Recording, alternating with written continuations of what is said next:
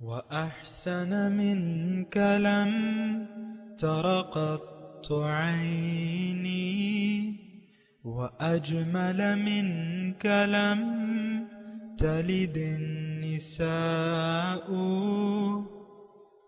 خلقت مبرأ من كل عيب خلقت مبرأ من كل عيب كأنك قد خلقت كما تشاء كتاب أنزلناه إليك مبارك ليدبروا آياته وليتذكر أولو الألباب۔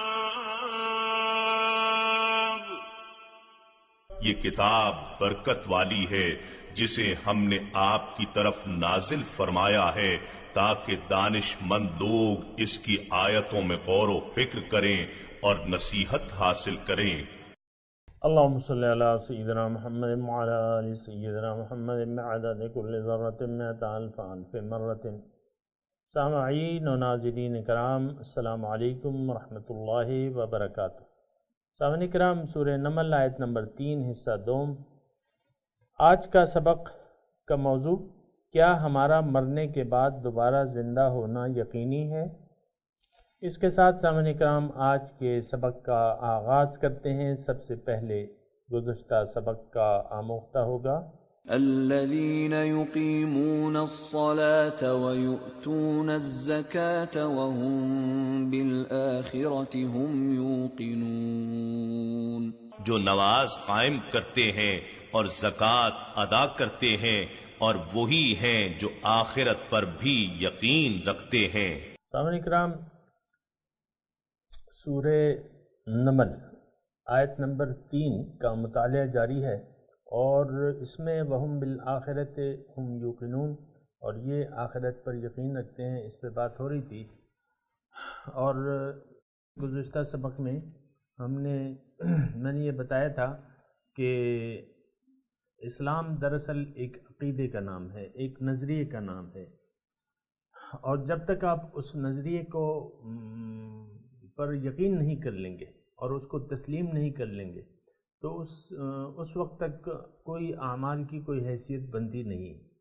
اور یہ اسلام کا ایک مشہور ضابطہ ہے اور کلیہ ہے کہ انما الاعمال بالنیات، اعمال کا دار و مدار جو ہے وہ نیتوں پر ہے۔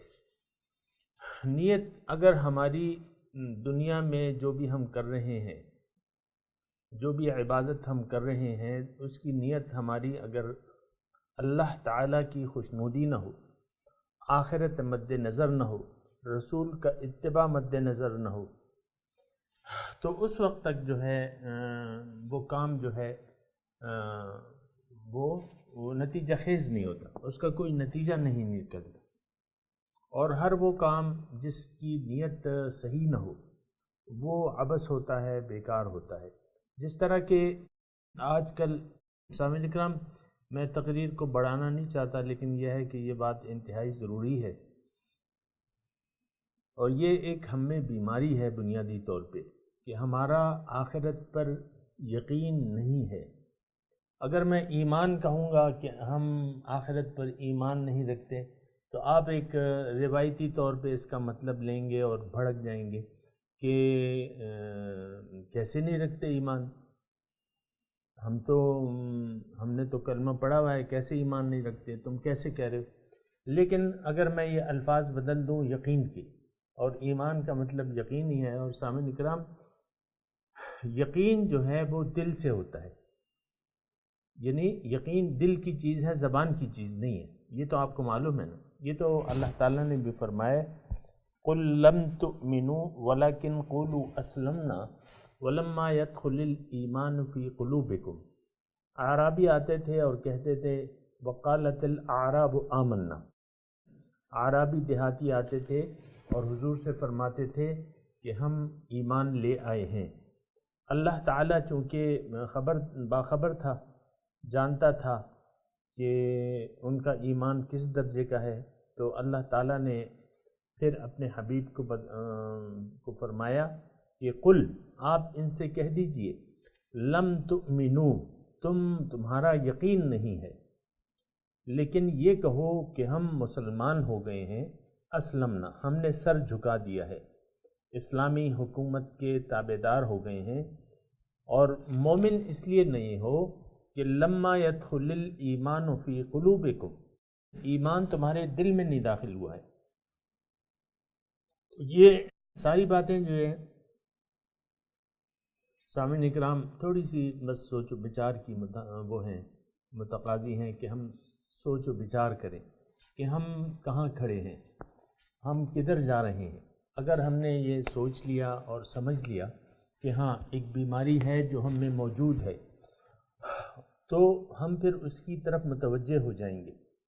اور لیکن اگر ایسا نہ ہوا، بیماری موجود ہے لیکن ہمیں اس کی خبر نہ ہو، تو پھر ہم اس کی طرف متوجہ نہیں ہو سکتے۔ یہ ہماری ایک قومی بیماری ہے سامعین اکرام کہ ہم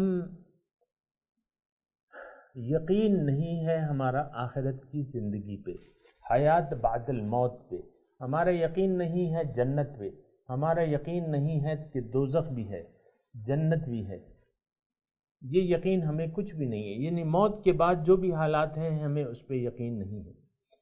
اور یقین نہیں ہے یعنی کامل یقین نہیں ہے۔ دوسری بات یہ ہے کہ ہماری اس کا اظہار تو دیکھیں، یقین کا اظہار اگر میں تھوڑا سا آپ کو مشکل الفاظ سے، یعنی اتنے مشکل نہیں ہے، لیکن یہ ہے کہ عقیدے کا، میں یہ کہنا چاہ رہا ہوں کہ عقیدے کا پتہ عمل سے چلتا ہے، یا اگر میں یہ کہوں تو زیادہ آسان ہو جائے گا کہ یقین سے عمل پیدا ہوتا ہے۔ اور اگر میں یہ کہوں کہ ہمارے اعمال ہمارے عقائد کا مظہر ہیں، اب تو میرے خیال سے آپ جان گئے ہوں گے نا کہ جو کچھ ہم جو عمل بھی کرتے ہیں تو اس سے ہمارے عقیدے کا پتہ چلتا ہے، ہمارے یقین کا پتہ چلتا ہے۔ دیکھیں ہماری جو عام زندگی ہے، عمومی زندگی ہے، من حیث الامت، من حیث القوم، ہمارا رخ جو ہے وہ ظاہر کی طرف ہے، ہماری کوششیں ظاہر کے لیے ہیں۔ تو اگر ظاہر کے لیے ہیں تو پھر یہ ہے کہ اس کا مطلب یہ ہے کہ ہمارا یقین ظاہر پہ ہے، ہمارا یقین باطن پہ نہیں ہے۔ دیکھیں یہ آسان الفاظ ہیں جو میں ادا کر رہا ہوں، اور یعنی بات جو اندرون خانہ بات ہے وہ میں آپ کو یقین دلانا چاہ رہا ہوں کہ ہمارا آخرت پر ایمان صفر ہے۔ صفر سمجھتے ہیں نا، صفر، تو قومی طور پہ اکثریت ہم میں سے جو لوگ ہیں وہ اکثریت، تو وہ ہمارا یقین جو ہے آخرت پر باطن پہ نہیں ہے۔ اور اگر میں قرآن کی ایک آیت سے اس اپنی بات کی یعنی آپ کو بتاؤں کہ قرآن اس بارے میں کیا کہہ رہے کہ یعلمون ظاہرا من الحیات الدنیا وہم عن الآخرۃ غافلون، یہ لوگ دنیا کے ظاہر کے بارے میں تو معلومات رکھتے ہیں لیکن جو آخرت ہے اس کے بارے میں یہ غافل ہیں۔ تو ٹھیک ہے، اگر غفلت کا آپ کہہ رہے ہیں کہ ہم غافل تو ہو سکتے ہیں، تو دیکھیں غفلت بے یقینی سے پیدا ہوتی ہے۔ اگر آپ یہ مانتے ہیں کہ ہم آخرت کے بارے میں غافل ہیں تو پھر اس کی وجہ کیا ہے؟ تو ہمیشہ غفلت جو ہے بے یقینی سے غفلت پیدا ہوتی ہے۔ مثال کے طور پہ میں آپ کو بتاتا ہوں، ایک بیمار ہے، کوئی بھی بیمار ہے، اس کو ایک چیز مرغوب ہے، اس کی نظر میں بیماری کی وجہ وہ چیز نہیں ہے جو اس کو مرغوب ہے، لیکن ڈاکٹر کی نظر میں وہی چیز جو اس کو مرغوب ہے، اچھی لگتی ہے، کھاتا ہے، وہ استعمال کرتا ہے، تو ڈاکٹر کہتا ہے کہ بھئی یہی تمہاری ایک بد پرہیزی جو ہے تمہاری بیماری کی وجہ ہے، اس کو تم چھوڑ دو۔ اب بات یہ ہے کہ ڈاکٹر نے تو کہہ دیا، اب اس کا یقین جو ہے، مثال کے طور پہ میں عرض کرتا ہوں کہ سگریٹ نوشی ہے، ظاہر ہے کہ بہت سی بیماریاں سے پھیپھڑوں کی بیماریاں ہیں، آپ نے دیکھے ہوں گے، تو کینسر بھی ہوتا ہے، اور وہ ڈبیوں پہ اکثر وہ تصویر بھی لگی ہوتی ہے نا سگریٹ کی، کہ سگریٹ نوشی کا انجام دیکھا ہے آپ نے؟ تو یہ یعنی اس کو پڑھایا سکھایا جا رہا ہے۔ اب دیکھیں اس کے باوجود سگریٹ بکتا ہے، یعنی جو سگریٹ کی ڈبی پہ جو تصویر ہے وہ بڑے شوق سے لیتے ہیں اور اس کا تصویر کو بھی دیکھتے ہیں، لیکن اس پہ یقین نہیں رکھتے، لہٰذا وہ سگریٹ نوشی کرتے رہتے ہیں۔ حتیٰ کہ ایک آدمی کو ہارٹ اٹیک ہوتا ہے، میرے خود آپ کے بھی شاید معلومات میں ہوگا، چین سموکر آپ نے سنا ہے نا نام، جو سگریٹ سے سگریٹ سلگاتے ہیں۔ میرے اپنے مشاہدے میں ایسے لوگ جو سگریٹ پیتے تھے اور کسی طرح باز نہیں آتے تھے ایک لمبے عرصے تک، لیکن ان کو ہارٹ اٹیک ہوا، اسپتال پہنچ گئے، 2 دن 3 دن بے ہوش رہے، جو بھی تھا، اور بڑی تکلیف گزاری انہوں نے، اور موت ان کو اپنے سامنے نظر آ گئی۔ اب جو ہے یہ تو ہم نے پچھلے درس میں بھی سنا تھا کہ حتی اذا جاءہم احدہم الموت قال رب ارجعون، جب موت آتی ہے تو وہ کہتا ہے رب مجھے واپس کر دیتا ہے کہ لعلی اعمل صالحا، تاکہ میں نیک عمل کروں، ابھی تک جو میں نے نہیں کیا تھا وہ میں کروں۔ یہ ہے قرآن میں، ابھی پچھلی صورت میں ہم نے پڑھا ہے، سورہ شعراء میں۔ تو چین سموکر نے، میں نے دیکھا ہے کہ سگریٹ نوشی ترک کر دی، جو کسی بھی طریقے سے چھٹکارا نہیں۔ اب وہ موت کی جو تصویر ہے اس نے دیکھ لی تو وہ دیکھ لی، اب یقین آ گیا، تو یقین سے عمل پیدا ہوتا ہے۔ سامنے کرام کہنا میں یہ چاہ رہا ہوں، اور ہمارا جو قومی رویہ ہے، انفرادی اور قومی رویہ، وہ آخرت پہ بے یقینی، اس سے آخرت پہ بے یقینی کا اظہار ہوتا ہے۔ تو یہ بات مان لیں، یعنی اگر آپ دیکھ لیں نا، وَهُمْ بِالْآخِرَةِ هُمْ يُوقِنُونَ، آخرت پر مومنوں کا یقین ہوتا ہے، وہ یقین رکھتے ہیں، اور یہ صفات سامعین کرام بیان ہو رہی ہیں مومنین کی۔ دیکھیں ساری، اگر آپ ترتیب سے یہ ملاحظہ فرمائیں، تلک آیات القرآن و کتاب مبین، یہ آیات ہیں قرآن کی اور کتاب واضح کی، ہدی و بشری للمؤمنین، اس میں ہدایت ہے، اس میں خوشخبری ہے مومنین کے لیے۔ اب مومنین کی جو صفات ہیں اللہ تعالیٰ بیان کر رہا ہے، اس کا مطلب یہ ہے کہ اگر جو نماز قائم نہیں کرتا، تھوڑا سا میں نکرام متوجہ ہوں، جو یقیم، جس میں اقامت صلاۃ کی صفت نہیں ہے، وہ مومن نہیں ہے، اور جو زکوٰۃ نہیں دیتا وہ بھی مومن نہیں ہے، اور جو آخرت پر یقین نہیں رکھتا وہ بھی مومن نہیں ہے۔ جہاں تک نماز کا تعلق ہے تو اللہ کے رسول نے فرمایا کہ بین الکفر والعبد ترک الصلاۃ، او کما قال، کہ بندے اور اس کے درمیان، کفر اور اسلام کے درمیان، بین العبد والکفر ترک الصلاۃ، اس میں فرق جو ہے وہ نماز کا ترک کر دینا ہے، نماز کا چھوڑ دینا ہے۔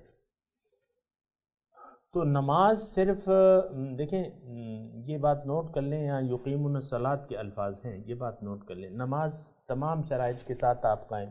ہم لوگ ٹوٹے پھوٹے انداز میں نمازیں تو پڑھتے رہتے ہیں، اکثر میں نے دیکھا ہے کہ مسجد میں نماز کا وقت ہے، لیکن ایک نوجوان ہے، ایک وہ آدمی ہے جو مسجد جا سکتا ہے لیکن وہ بھی مسجد نہیں جاتا، گھر پہ ہی نماز پڑھ لیتا ہے۔ دیکھیں ایک حدیث میں آپ کو سناؤں، ایک اندھے تھے، مدینے میں ایک اندھے تھے، عہد نبوی کی بات ہے، ایک نابینا شخص تھا، وہ اس کا گھر دور تھا، انہوں نے اب ظاہر ہے کہ اندھے کو کتنی تکلیفیں ہوں گی، گھر دور یا ایسی اندھیری رات، تو انہوں نے آگے حضور صلی اللہ علیہ وسلم سے اجازت مانگی۔ حضور صلی اللہ علیہ وسلم نے کہ بھئی یہ اس طرح مجھے ذرا تکلیف ہے، مجھے آپ اجازت دے دیں، مجھے ذرا تکلیف ہوتی ہے مسجد میں آنے کی، مجھے اجازت دیتے میں گھر پہ پڑھ لیا کروں۔ حضور نے دے دی اجازت۔ کچھ دیر بعد اس کو بلایا کہ بھئی وہ شخص کہیں، بلاؤ۔ بلائے کیا؟ آئے۔ حضور نے اس سے پوچھا کہ دیکھو تم نماز کی لیے آذان جو ہے وہ سنتے ہو؟ انہوں نے کہا جی حضور، آذان ہوتی ہے تو میں سنتا ہوں۔ حضور نے وہ پرانی اجازت ان کو واپس لے لی، ان کا جب تم آذان سنتے ہو تو تم نماز کے لیے آیا کرو۔ دیکھیں نابینا تھی، اور آپ کو پتہ ہے کہ نابینا شخص کے لیے، لیکن یہاں تو بہت سے آنکھوں والے جو ہیں وہ مسجد جانے سے کتراتے ہیں، اپنی شان کے خلاف سمجھتے ہیں۔ عام طور پہ یہ جو جدید نسل ہے یہ مسجد میں آنے سے اس کا کوئی شوق نہیں ہوتا، الا یہ کہ والدین بھجوا دیں زبردستی، یا والد پکے نمازی ہوں مسجد کے اور وہ اصرار کریں۔ لیکن یہ جو نئی نسل ہے، یہ جو بھی ہے، تو ہمیں تو اپنے دین کی کوئی کسی چیز کی اہمیت کا اندازہ ہی نہیں ہے سامنے کرام، سچی بات یہ ہے۔ تو ہم تو یعنی اجتماعی طور پہ دین سے دور ہیں، اور ہماری یہ اصل میں پتہ ہے، میں آپ کو یہ ایک بات بتاؤں، اس کے بیچوں بیچ جو ایک بات ہے، یعنی یہ ساری وجوہات کیا ہیں کہ آپ کو زکوٰۃ کی ادائیگی کا اہتمام نہیں ہے، نماز کی ادائیگی کا اہتمام نہیں ہے، دیگر جو گھر میں آپ زندگی گزار رہے ہیں اپنے بیوی بچوں کے ساتھ، اس میں آپ خیال نہیں رکھتے، اولاد کی تربیت یا بیوی سے سلوک یا بچوں سے، یہ سارے چیزوں میں ہم خیال نہیں رکھتے۔ اس کی بنیادی وجہ کیا ہے؟ اگر آپ مطلب اس پہ سوچیں کہ ایسا ہے کہ نہیں، میں کہتا ہوں کہ بنیادی وجہ ہماری بدعملی کی، وہ بے مقصدیت ہے۔ ہمارا جینے کا کوئی مقصد ہی نہیں، ہم فضول زندگی گزار رہے ہیں، ہمارا یعنی حقیقی کوئی مقصد نہیں ہے زندگی کا۔ یہ دیکھیں، یہ جو دین ہے، اسلام ہے، یہ تو آپ کو اللہ تعالیٰ کی طرف لے جاتا ہے۔ آپ پوری اہتمام سے ادائیگی کریں نماز کی، پھر تمام اسلام کے احکامات پورے کریں، اللہ تعالیٰ کی رضاؤں کو پورا کریں، اس کا نتیجہ کیا ہوگا کہ آپ روحانی طور پہ آپ یعنی ایک تو آپ کا یہ ایمان بڑھے گا، یقین بڑھے گا، ایمان بڑھے گا، پھر اللہ تعالیٰ کے قریب ہو جائیں گے، آپ اللہ تعالیٰ کے قریب ہو جائیں گے۔ اس میں ایک آیت مجھے ابھی یاد آ رہی ہے اور میں اس کو بیان کیے بغیر رہ نہیں سکتا، تو وہ آیت یہ ہے کہ مال کے خرچ کے بارے میں، کہ قرآن میں ہے، وہ آیات مجھے پوری طرح یاد نہیں ہے لیکن وہ مفہوم پوری طرح یاد ہے۔ وہ اس کی بات ہو رہی ہے اللہ کی راہ میں خرچ کی، کہ اللہ کی راہ میں خرچ کو یہ منافق جو ہے یہ اپنے لیے نقصان سمجھتے ہیں۔ وَيَتَّخِذُ مَا يُنْفِقُ مَغْرَبًا، وہ تاوان سمجھتے ہیں۔ اللہ کی راہ میں خرچ کو منافق جو ہے وہ ایک نقصان اور تاوان سمجھتا ہے، لیکن مومن جو ہے جن کا یقین ہوتا ہے، وَيَتَّخِذُ مَا يُنْفِقُ قُرُبَاتٍ عِنْدَ اللَّهِ وَصَلَوَاتِ الرَّسُولِ أَلَا إِنَّهَا قُرْبَةٌ لَهُ، اور جو مومن خرچ کرتا ہے اللہ تعالیٰ کی راہ میں تو وہ اس کا یقین ہے، وہ تو کیوں خرچ کرتا ہے؟ وَيَتَّخِذُ مَا يُنْفِقُ، کہ رسول دعا دیں گے ہمیں اور اللہ تعالیٰ کے ہم قریب ہو جائیں گے، اور پھر دربار الہی سے خوشنودی کا پروانہ آتا ہے کہ ہاں الا انہا قربۃ لہم، ہاں اس خرچ کرنے سے یہ اللہ تعالیٰ کے قریب ہو جائیں گے۔ یعنی یہ مال خرچ کرنا اللہ کی راہ میں یہ قربت الہی کا ذریعہ ہے، یہ مومنوں کی صفات ہے۔ اب میں اپنے مضمون کی طرف آتا ہوں کہ جو بھی ہم کر رہے ہیں، جو بھی بد اعمالیاں ہیں، بد اعمالیوں سے دیکھیں، جب بھی میں بد اعمالیاں یا گناہ آلود زندگی کہتا ہوں تو آپ یہ نہ سمجھیے گا کہ میں کسی ایسے گناہ کی بات کر رہا ہوں یا کوئی یا زنا ہے یا شراب ہے یا جواری ہے یا ایسی کوئی یہ بدعمالیاں. دیکھیں اللہ تعالیٰ کے احکامات کے خلاف زندگی گزارنا یہ بدعمالیاں ہیں. نماز کا حکم ہے مسجد میں جوانوں کے لیے بوڑھوں کے لیے، تو آپ اس کی اہمیت ہی نہیں سمجھتے، یہ بدعملی ہے. زکوٰۃ، آپ زکوٰۃ کی اہمیت نہیں ہے، وہ آپ نقصان سمجھتے ہیں کہ یار یہ تو میرے پاس 30 تولے سونا تھا، اب میں اس میں زکوٰۃ دوں گی. تو عورتیں اکثر یہ ہوتا ہے پریشان ہو جاتی ہیں نا زکوٰۃ کی، یہ کیا ہوگا ادھر سے ادھر ادھر سے پیسے آ جائیں، میرا اصل مال بچ جائے اور یہ میں باہر و باری وہ دے دوں زکوٰۃ اور جان چھوٹے. یہ دیکھیں جان چھوٹے یہ کہتے تو نہیں ہیں ہم، لیکن ہم کہتے ہیں جان چھڑاؤ. روزہ رکھو جان چھڑاؤ، نماز پڑھو جان چھڑاؤ. ابھی تو میں نے نمازیں بھی نہیں پڑھی، نماز بھی پڑھنی ہے، جان چھڑانی ہے. یہ الفاظ ہم کہتے نہیں ہیں، لیکن ہر چیز سے ہم جان چھڑانے کی. دیکھیں جو ذوق و شوق اللہ تعالیٰ کی عبادات میں ہونا چاہیے، اور جب میں عبادات کہتا ہوں تو آپ یہ کہیں نہ سمجھ لیں کہ بس یہی ہمارے عبادات ہیں. نہیں، ساری زندگی جو ہے آپ شوہر سے بول رہی ہیں وہ بھی عبادت ہے، اچھے طریقے سے آپ بول رہی ہیں وہ بھی عبادت ہے، نہیں بول رہی تو وہ بدعمالی ہے. یا آپ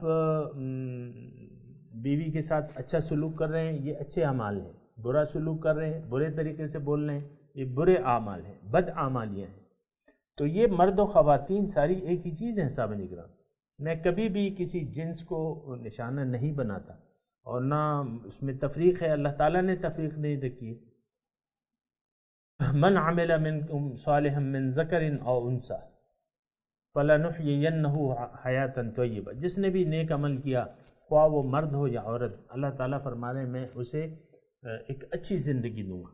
فَلَنُحْيِيَنَّهُ حَيَاةً طَيِّبَةً، بہت اچھی زندگی دوں گا. تو یہ سامعین کرام میں بنیادی طور پہ بات کر رہا تھا کہ یہ بدعمالیاں ہماری کیوں ہیں. یہ دیکھیں اچھے اعمال جو پیدا ہوتے ہیں وہ اچھے اخلاق پیدا ہوتے ہیں ایک بامقصد زندگی کا ایک مقصد طے کرنے سے. وہ مقصد ہمارا ہے نہیں.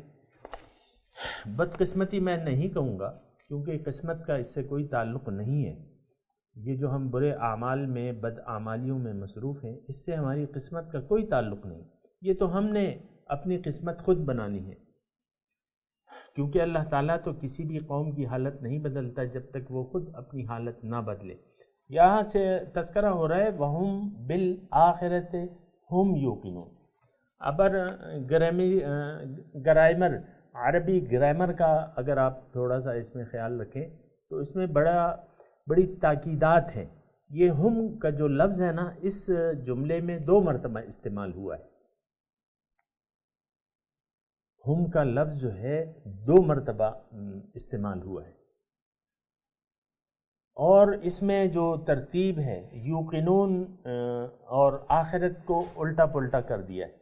یعنی گرامر جملے کے حساب سے مطلب اس کا عربی میں مطلب یہ ہوتا ہے کہ ایک چیز کو اگر اہمیت وہ ہوتی ہے تو پھر اس کو آپ اپنی جگہ سے دوسری جگہ لے آتے ہیں. اب وہم یوقنون بالآخرہ، وہم یوقنون بالآخرت، یہ ایک جملہ بنتا ہے عربی میں. لیکن اب اس میں دیکھیں ایک تو وہ جگہ بدل دی گئی ہے، پھر جو ہے ہم کا لفظ جو ہے وہ ایک نہیں 2 مرتبہ ہے. تھوڑا سا اگر آپ اس پہ غور کریں تو اس میں یہ ہے کہ وہم اور یہ وہم بالآخرت اور یہ آخرت پہ ہم یوقنون یہ ایمان رکھتے ہیں. اس میں زور ہے اور تاکید ہے اور تاکید ہے، زور ہے اور تاکید ہے کہ مومن وہ لوگ ہیں جن کا آخرت پر یقین ہو، کامل یقین ہو. یہ اگر ہم تھوڑی سی اگر اس طریقے سے ترجمانی کریں نا تو یہ تھوڑی سی قریب ہو کہ ان کا آخرت کے بارے میں کامل ایمان ہوتا ہے. اب دیکھیں جس کا کامل ایمان نہ ہو تو بس، اب ایمان کے سامنے کرام یہ نہیں ہے، اصل میں بات یہ ہے کہ ہم زبان سے جو اقرار کر رہے ہیں نا اس کے بارے میں ہم شک میں مبتلا ہیں، اور یہ بات میں نہیں کہہ رہا، یہ قرآن میں ہے، بل ہم فی شک منہا بل ہم منہا عمون، یہ الفاظ آئے قرآن کہ یہ شک میں مبتلا ہے اور یہ عمون، اس سے اندھے ہو گئے، اسے انہوں نے بے اعتنائی اختیار کر رکھی ہے۔ تو سامعین کرام بات یہ ہے، یعنی جی نہیں چاہتا کہ میں اس مضمون کو چھوڑ دوں، ادھورا چھوڑ کے آگے بڑھ جاؤں، کیونکہ یہ بہت اس میں یعنی دیکھیں ہمارا جو عمارت بنتی ہے نا اعمال کی، وہ عقیدہ آخرت پہ بنتی ہے۔ آج جو یہ عمارت ہم یعنی منہدم کر دی ہے ہم نے، میں تو یہی کہوں گا نا کہ کوئی کہیں بھی یعنی اسلام کی کوئی عمارت ہے ہی نہیں پوری دنیا میں۔ مسلمان، میں آپ کو کہتا رہتا ہوں نا کہ آج نہ مسلمان ہے، نہ ان کی جماعت ہے، نہ ان کا کوئی امیر ہے، کوئی بڑا نہیں ہے۔ جماعت کے بغیر اسلام نہیں قائم رہ سکتا۔ قائم اس وقت ہوگا کہ جب ایک جماعت ہوگی، اور آپ کو میں یہ بتاؤں کہ 13 سالہ مکی دور میں کوئی جماعت کی حیثیت سے کوئی مسلمانوں کا وجود نہیں تھا، بکھرے ہوئے تھے، کچھ ہپچاک چلے گئے تھے۔ ادھر جب حضرت عمر ایمان لا رہے تھے 5ویں 6ٹی 90 میں جو بھی تھے، ہجرت حبشہ کے بعد وہ ایمان لائے، تو 40 افراد تھے، 40 افراد۔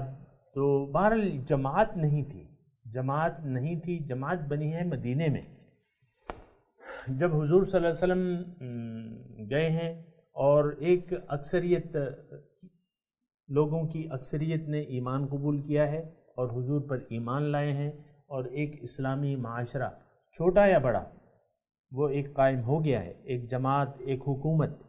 دیکھیں حکومت، مسلمانوں کی جماعت اور حکومت مدینے میں وہ شرائط کے حساب سے کہ جماعت ہوگی، ان کا ایک امیر ہوگا اور ان کا ایک ڈسپلن ہوگا، ان کی مسجد ہوگی۔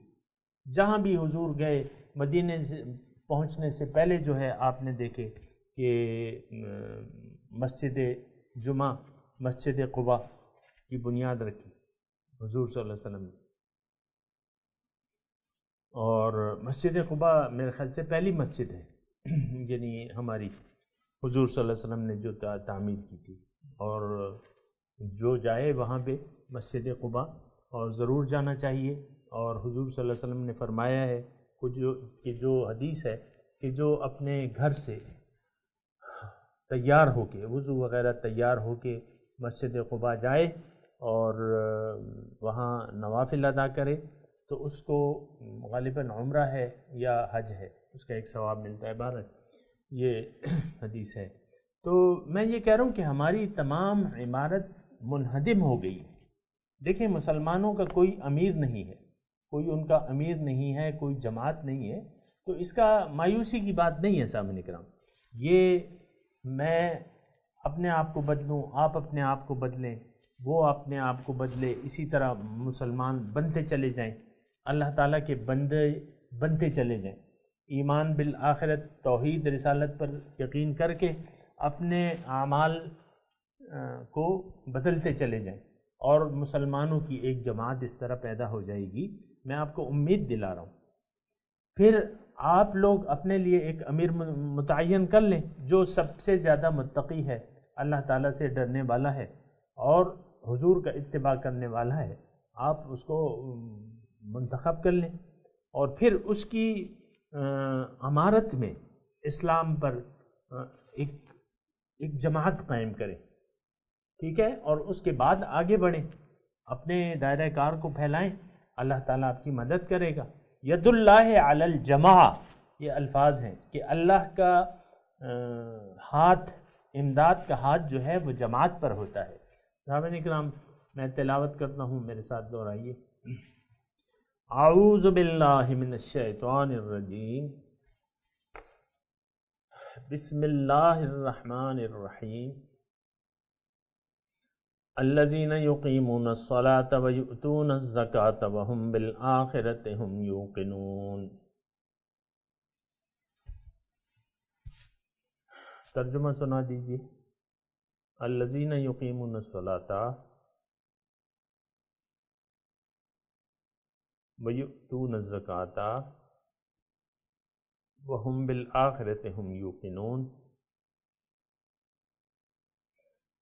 یہ مومن وہ لوگ ہیں جو نماز قائم کرنے والے ہیں، زکوٰۃ دینے والے ہیں اور آخرت پہ ان کا کامل یقین ہوتا ہے۔ اس کے ساتھ سامنے کرام آج کے سبق کی تلاوت اور ترجمہ سنتے ہیں۔ الذين يقيمون الصلاة ويؤتون الزكاة وهم بالآخرة هم يوقنون۔ Those who observe the prayers and give charity regularly and are certain of the hereafter۔ سامعین کرام، اس کے ساتھ ہی آج کے درس کا وقت اختتام کو پہنچا۔ اگلے درس میں انشاءاللہ ملاقات ہوگی۔ وآخر دعوانا ان الحمد للہ رب العالمین، والسلام علیکم ورحمۃ اللہ وبرکاتہ۔